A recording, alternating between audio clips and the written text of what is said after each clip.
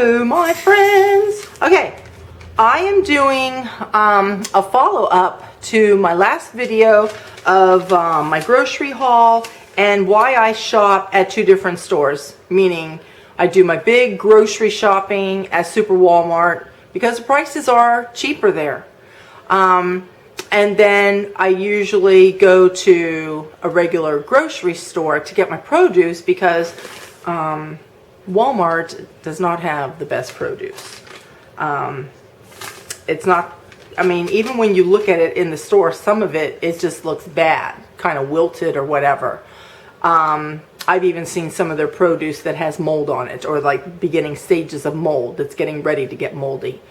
I have bought produce there that looked halfway decent, and I bring it home, and if you don't use it right away, within like a couple days or whatever, I could go into my veggie bin to pull out like veggies or whatever, and it's bad. So that's why I don't like to buy my produce at Super Walmart.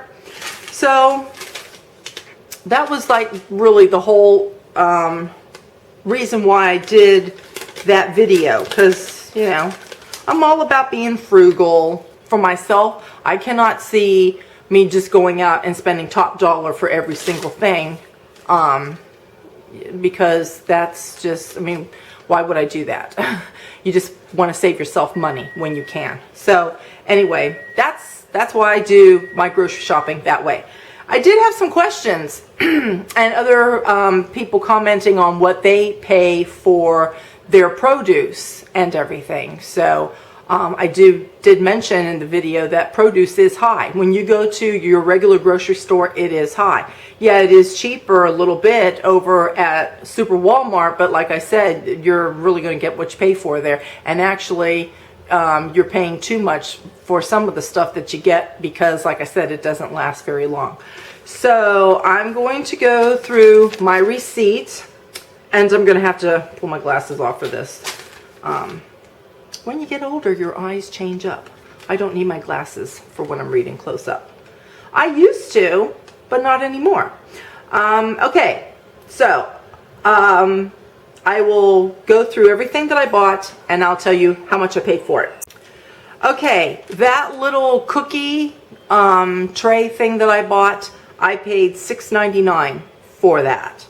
The Italian artesian bread that I purchased, I paid $4.99 for that.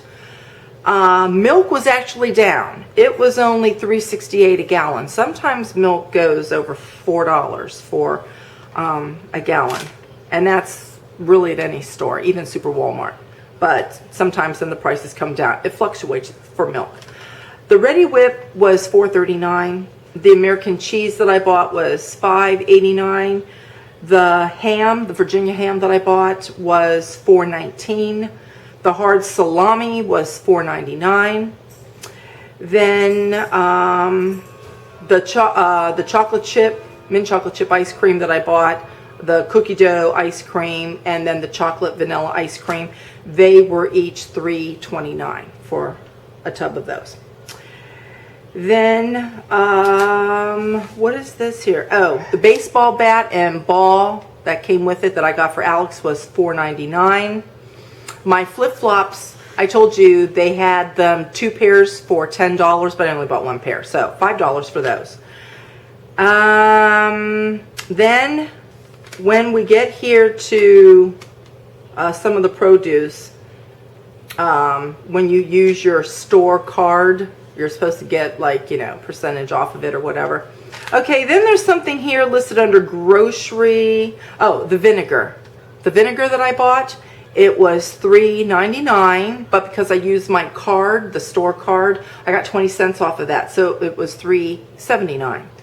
Then I bought 2 cans of Campbell's soup. The big can of the tomato soup was $2.29, and then the regular cream of mushroom soup was $1.29. Then the Kraft macaroni and cheese was $1 for that box, and I got 12 cents off, so it was 88 cents. Then, let's see, the coffee filters were $3.39. And coffee filters, I know over at Walmart, I think they're like $1.89. If they've gone up, they're just barely over $2. So you could see right there, $3.39 for coffee filters. See, that right there is high. The Hershey chocolate syrup was $2.29. The Chipotle Ranch salad dressing I got was $2.29. Then, let's see, the arugula that I got was $3.49. The sweet baby lettuce was $3.49. The bananas came to $1.40. The baby spinach that I got was $3.49. Those little mini cucumbers, and there was what, 5 or 6 mini cucumbers in that package, they were $3.99. But because I used my card, I got $1.99 off. So I paid $2 for those. But if they weren't running a special that day, that's why when you give your store card, anything that's on special that day comes off. The savings comes off, okay? But if I wouldn't have had my card and they wouldn't scan a card for me, or if that wasn't on special that day, it would have been $3.99. But I did get it for $2. The strawberries, and that was a small container of strawberries. It was $5.99, but I got $2 off, so it was $3.99. And even $3.99, I think that's kind of the going price now, but that's even high. I mean, because, you know, things have gone up. It didn't used to be that. I mean, I'm even talking, you know, a summer or two ago. Those little things did not cost that much, but they're expensive now. The tomatoes that I got, and 3 tomatoes cost me $5.05. $5.05 for 3 tomatoes, and I got nothing off on that. The lemons that I got, and I bought 3 lemons, they were 79 cents each, so it came to $1.58. And then my peaches were $5.31. But this was good. They had a special, so it came off on my card at the end, that I saved $4.02. So really all those peaches that I bought, and there was probably about 6 to 7 peaches in there, I paid $1.29 for those. So that was a good buy there. The limes, and I think I got 5 limes. They were 5 for $2, so I paid $2. The cherries that I got, they were $4.99 a pound, and I got that package, and it totaled to 2 pounds, 2.29, so less than 2.5 pounds. It came to $11.43, but I got a discount on that of $2.29, so I ended up paying $9.14, but still, for a bag of cherries, $9.14. So anyway, all of that totaled $118.74. But because I had my store card that I used, I had the savings of $10.62, which brought it down to $108.12, plus my tax of 51 cents, which brought it to $108.63. So that's my receipt. That's what I paid for those things. It was a small little bunch. I go to Super Walmart, and if I would have bought all that, I don't think it would have come to all of that. It would have been less. But anyway, so that is my receipt. I wanted to go over that. And now I'm getting ready to do my weekend dessert. I was wondering today if I should do that. Do a video and title it Weekend Dessert. I don't know. I will see. But today I'm making, we used to call it, when the dessert first came out, when it was first invented and people put it out there, they called it ribbon dessert. But when you say ribbon dessert to people, they, give you a weird look. So I just call it pudding dessert now. And you might know it as that too. What it is, you make a crust, and then you bake it, and then you allow the crust to cool, and then you mix, well, let me just tell you how I do it, okay? If I'm using chocolate pudding or even butterscotch pudding, I will put in mini chocolate chips. If I'm doing pistachio pudding, I usually will do walnuts or pecans, crush those up. If I'm doing vanilla pudding, I could either do the nuts or the chocolate chips. But something that pairs well with chocolate, like butterscotch will, and of course chocolate will, then I do the mini chocolate chips. So here's what you do. You need 1 stick of butter, you need 1 cup of flour, and you need half of a cup of either nuts or the mini chocolate chips. And today I'm using mini chocolate chips because I'll tell you the pudding that I'm going to use. So you mix all that. Pat it in your 9x13 pan. Then it goes into the oven. I'm giving you all the ingredients now, but then I'll still show you step by step. After that bakes and it cools, you set it out. While it's cooling, you can mix up your cream cheese mixture. So, in other words, when you're getting all of your ingredients out, like right now, I have my ingredients out, my butter's already softened, but I took my cream cheese out too, because you want this as soft as possible. You do not want this hard. Because if you try using harder, colder cream cheese, you mix it with your mixer, the coldness will not allow you to spread it very fine onto the crust, and what's going to happen then, it'll start pulling your crust up from the pan and everything. You don't want that. The smoother and creamier that you can get this cream cheese mixture, you want it like room temperature butter, like if you were sliding it over bread. You know, you just want it to slide across the crust, okay? So that's why you want to get this out first thing. So anyway, while the crust is cooling, that's usually when I'll go ahead and I'll start making the cream cheese mixture, which is an 8-ounce brick of cream cheese, 1 cup of powdered sugar, and 1 cup of Cool Whip. Or if you're going to make your own whipping cream, you know, with whipping cream, you know, put a little bit of sugar in there, mix it up, you know, with your mixer. You can do that, and that's what I'm going to do today because I don't have any Cool Whip, but I do have whipping cream. So anyway, you mix all that up. Once the crust is cooled, then you spread that on the crust and then put it in your refrigerator and then let that get a little bit chilled.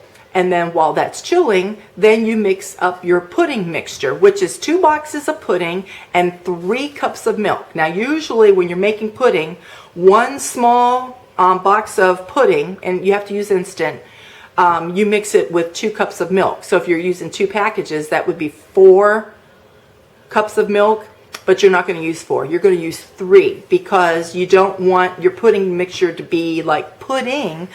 You know, you want it to be a little thicker than that, more like a little bit of a mousse, okay? So it's 2 packages of pudding, not mix, but pudding, with 3 cups of milk. And you're going to mix all that up. Put it in your refrigerator for like 15-20 minutes to let it set up and firm up like it's supposed to. And then you take that and you spread that on then your crust with your cream cheese mixture. And then after you put your pudding on top of it, you can just top it with Cool Whip. And if you have leftover nuts or little mini chocolate chips, you can sprinkle those on top too. I do that sometimes. So anyway, okay, so that's how you make it. Those are the ingredients, but I'll do the step-by-step thing. And what I'm doing today, my daughter said to me the other day, she said, Mom, you did not do anything yet with the red velvet chocolate pudding. Because Jell-O, if you haven't seen it already, Jell-O has now come out with red velvet pudding, so red velvet chocolate. So I was thinking, what can I do? I just didn't want to make it to eat it, you know, as pudding. I thought, what can I do with it? And then I thought, well, why don't I just make that pudding dessert? So that's what I'm going to do today. And I'm going to use these, and that's why with my crust mixture, I'm not going to use nuts today. I'm going to use mini chocolate chips. I've got my crust already in the pan. And there's 2 things I want to say on it. I did not have any more mini chocolate chips. I bought some, but evidently I used them for something else and forgot about it.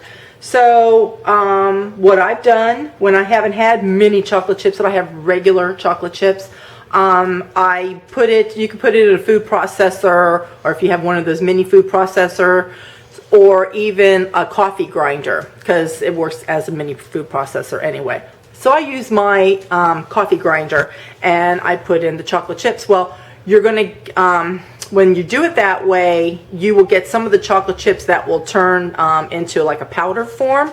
And in doing so, that's what happens to your crust. So instead of your crust being white with just, you know, mini chocolate chips in there, you're going to get, you know, the bits of chocolate chips, but the powder is going to turn it to a chocolate crust, which is fine for this recipe. The other thing on this, the ingredients that I gave you, the stick of butter with the 1 cup of flour, let me tell you that those ingredients make just enough for you to have a crust. So in other words, if you're a nibbler like I am, I nibble when I'm cooking and that, and even like, you know, dough or something like that, I'll pinch a little bit and I take a little nibble. If you're a nibbler, do not nibble. That's a no-no. Do not nibble. You know why? Because this amount of ingredients that I gave seriously makes just enough for you to spread it across the bottom of your pan. Matter of fact, when you're starting to pat it in there, you're going to say, this ain't enough. It is enough, but you have to, you know, not nibble, and you have to spread it very evenly. Patting, you don't want no high places. You don't want it higher in the middle or anything. You push from the middle out. That's what I do. And then you'll get a nice even crust. That goes into a 350-degree oven, and you're going to bake it for about 15 minutes. All right, so there's my crust, and it's been cooling for a little while. It still needs to cool a little bit more, but I'm going to go ahead and begin making the second layer, which is the cream cheese, the 1 cup of powdered sugar, and 1 cup of whipping cream. And I mix my whipping cream up, and oh yes, I know that's a whole lot. That big container of whipping cream that I used,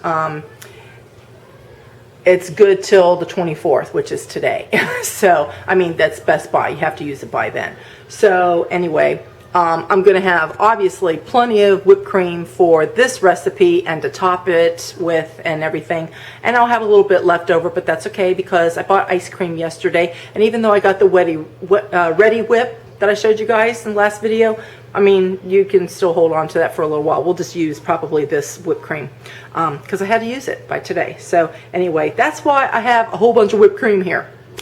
So I'm going to put this in, and then I'm going to get this all mixed up, and I'm just going to let it hang out for a little bit while that continues to cool down. Okay, so here it is all mixed up, and this is what I'm trying to tell you what you want. After you get it, you want to mix it even high on your settings on your mixer, because that's what you want. You want it creamy, you want it to be just like butter. So that's why I got my butter knife here. You want it to be, yeah, seriously, the consistency of butter. And once the crust is completely cool, that's when we will put this on. And there is step 2. The crust is cooled, and I have now the second layer on. I'm going to put this back in the fridge probably for about another 20 minutes to a half hour, because then the cream cheese will start to firm back up, and then it'll be, you know, a pretty good base now to spread the pudding on, and I've already got that mixed, and it's chilling in the fridge. Okay, so there it is, and I just had a little taste of that pudding, and it actually does have the taste of red velvet cake. So not real strong. I think they could improve on it a little bit, but it does taste like red velvet cake. So the last thing is I need to get some of this whipped cream and top it on top of here. Final result. And so I just took the rest of my chocolate chips that I had put in my coffee grinder, and like I told you, it created a little bit of a powder. So anyway, that's our dessert for the weekend, and now it's got to go back in the fridge so it can stay cool. And you guys have a fabulous and wonderful weekend, and I'll see you at next video. Bye.